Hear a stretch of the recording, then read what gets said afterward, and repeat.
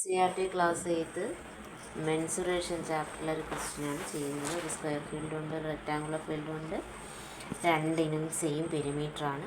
ഏത് ഫീൽഡിനാണ് larger area എന്ന് കണ്ടുപിടിക്കണം. അപ്പോൾ സ്ക്വയറിൻ്റെ പെരിമീറ്റർ കണ്ടുപിടിക്കാനുള്ള ഇക്വേഷൻ നമുക്കറിയാം. ഫിഗർ എ ആണ് സ്ക്വയർ. പെരിമീറ്റർ കണ്ടുപിടിക്കാനുള്ള ഇക്വേഷൻ എന്ന് പറയുന്നത് 4 ഇൻറ്റു സൈഡാണ്. അതായത് 4 ഇൻറ്റു 60 മീറ്റർ ഈക്വൽ എത്രയാണ്? 4 ഇൻറ്റു 60 എത്രയാണ്? 240 മീറ്റർ. ക്വസ്റ്റ്യനിൽ തന്നെ പറയുന്നുണ്ട് രണ്ട് ഫീൽഡിനും സെയിം പെരിമീറ്റർ. അപ്പോൾ സ്ക്വയറിൻ്റെ പെരിമീറ്റർ തന്നെയാണ് റെക്റ്റാങ്കിളിൻ്റെ പെരിമീറ്റർ. റെക്റ്റാങ്കിളിൻ്റെ പെരിമീറ്റർ കണ്ടുപിടിക്കാനുള്ള ഇക്വേഷൻ ഏതാണ്? 2 ഇൻറ്റു എൽ പ്ലസ് ബി ആണ്.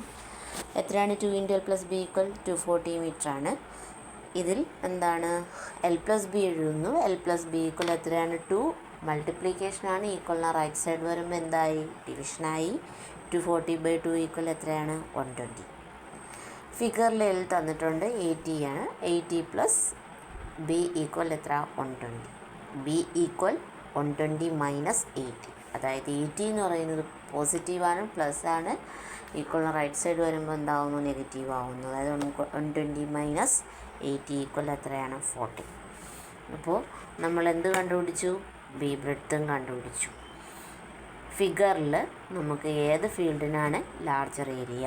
അപ്പോൾ നമ്മൾ ഫിഗർ എയുടെ ഏരിയ കണ്ടുപിടിക്കുന്നു. ഏരിയ കണ്ടുപിടിക്കാനുള്ള ഇക്വേഷൻ എന്ന് പറഞ്ഞാൽ സൈഡ് സ്ക്വയർ ആണ്. അതായത് 60 മീറ്റർ ഇൻറ്റു 60 മീറ്റർ ഈക്വൽ എത്രയാണ്? 3600 മീറ്റർ സ്ക്വയർ. നെക്സ്റ്റ് റെക്റ്റാങ്കിളിൻ്റെ ഏരിയ കണ്ടുപിടിക്കാനുള്ള equation L into B. L ഫിഗറിൽ തന്നെയുണ്ട് 80 മീറ്റർ. ബ്രെഡ്ത്ത് നമ്മളിപ്പോൾ കണ്ടുപിടിച്ചു 40 മീറ്റർ. അതായത് 80 metre into 40 metre equal 3200 metre square. Area രണ്ടിനും, അതായത് സ്ക്വയറിൻ്റെ ഏരിയ എന്ന് പറഞ്ഞാൽ 3600 മീറ്റർ സ്ക്വയറും റെക്റ്റാങ്കിളിൻ്റെ ഏരിയ 3200 മീറ്റർ സ്ക്വയറാണ്. അപ്പോൾ ഇതിന് ഏതിനാണ് ലാർജർ ഏരിയ?